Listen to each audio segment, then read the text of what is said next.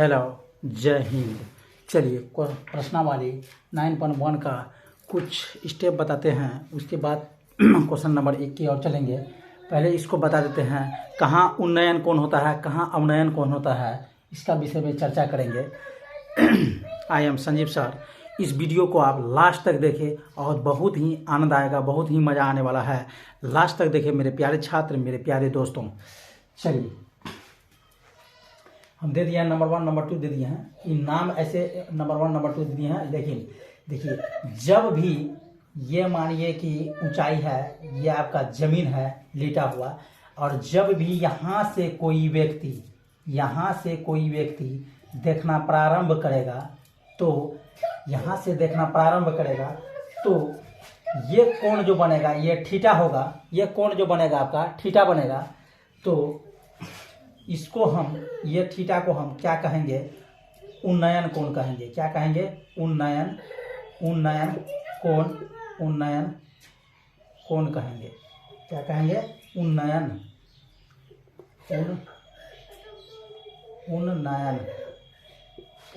कोण। क्या कहेंगे इसको? ये थीटा जब यहाँ कोण बनेगा इसको कहेंगे उन्नयन कोण बनेंगे। यहाँ से जो भी व्यक्ति देखेगा, यहाँ से जो भी देखेगा, ये व्यक्ति आंख का है, यहाँ से जो भी देखेगा उन्नयन कोण, इसको कहते हैं दृष्ट कोण कहते हैं उसको। सॉरी, दृष्ट रेखा। ये है आपका दृष्ट रेखा हो गया। चलिए, हो गया, ये हो गया उन्नयन कोण। अब देखिए अवनयन कोण कैसे बनेगा? जब भी व्यक्ति यहाँ से देखना प्रारंभ करेंगे, यहाँ से देखेंगे तो आपका ये जो बनेगा ये कोण, इसी को बोलते हैं थीटा। क्या बोलते हैं? उसी को थीटा बोलते हैं। ये आपका दृष्ट रेखा हो गया। ये हो गया आपका दृष्ट रेखा हो गया आपका, ये दृष्ट रेखा। ये हो गया थीटा। और देखिए उन्नयन कोण, ये हो गया अवनयन कोण। क्या हो गया? इसको कहते हैं अवनयन कोण।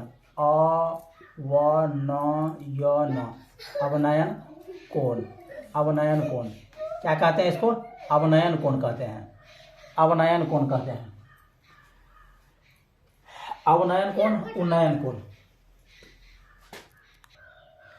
चलिए, उन्नयन कोण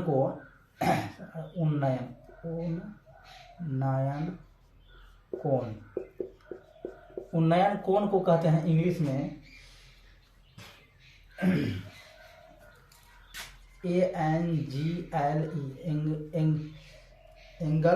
एंगल ऑफ इलिगेशन। ELEVATION,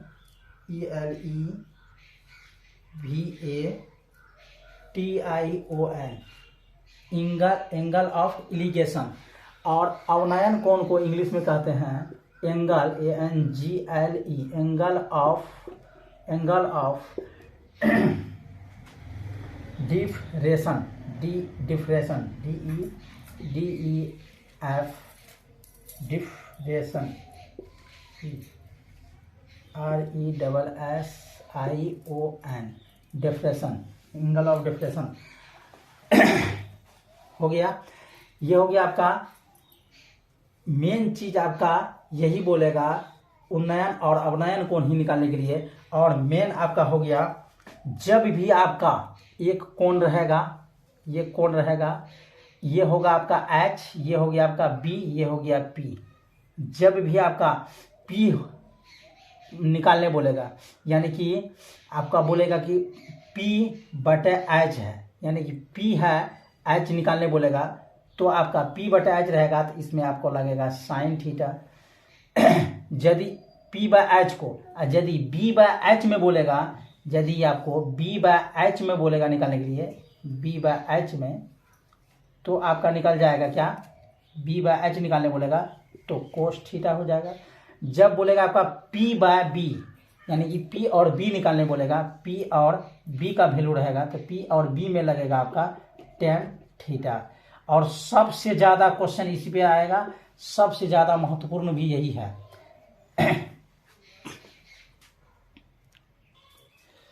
चलिए क्वेश्चन नंबर 9.1 का लाते हैं।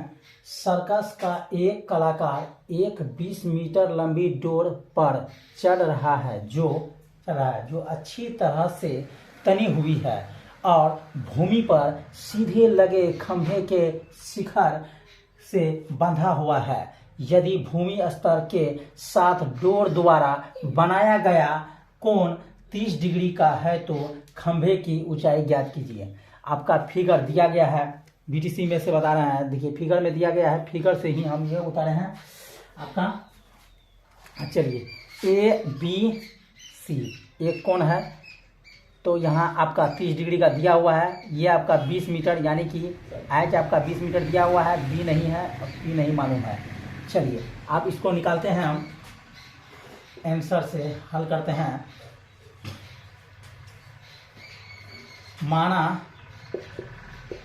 माना कि खंभे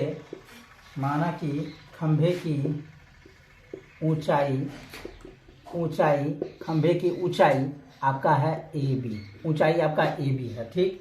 ऊंचाई ए बी है। डोरी की लंबाई आपका निकालना है। डोरी की लंबाई क्या है? तो डोरी की लंबाई यानी कि ए सी बराबर आपका क्या है? ए सी आपका वैल्यू 20 मीटर दिया है। 20 मीटर आपका वैल्यू दिया गया है।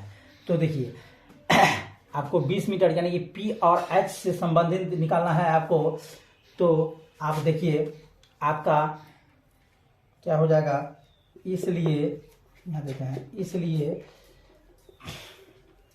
पी और एच से संबंधित यानी कि यहाँ है कौन, यहाँ से ताक रहे हैं तो 20 डिग्री दिया हुआ है आपका पी बटे एच, यानी कि पी बटे एच देखिए किसका फॉर्मूला होता है? साइन थीटा का। क्या हो जाएगा आपका? साइन थीटा का हो जाएगा फॉर्मूला। पी बटे एच साइन थीटा का फॉर्मूला होता है। अब देखिए साइन थीटा का मान 30 डिग्री, क्योंकि 30 डिग्री दिया हुआ है।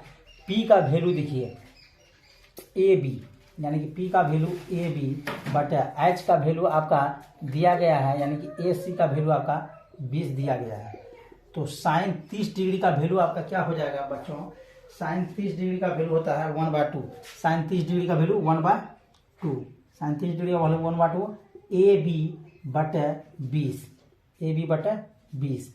अब कर दीजिए, यानी कि 2 गुना ए बी बराबर कोना कोनी गुना क्रॉस मतलब 20 गुना 1 तो 20। तो आपका आ जाएगा ए बी बराबर 20 गुना में है 2 तो भाग में 2 दाही 10। इसलिए ए बी बराबर 10 मीटर। अब क्या निकालने बोला? खंभे की ऊंचाई। अतः खंभे की ऊंचाई बराबर 10 मीटर। आंसर हो गया।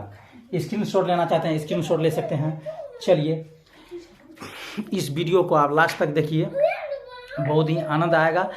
हेलो गाइज, आपने देखा कि स्टेप बाय स्टेप मैंने बताया और इसे हेलो गाइज आपको पसंद आए तो लाइक कीजिए और जो नए हैं वह सब्सक्राइब कीजिए। जय हिंद।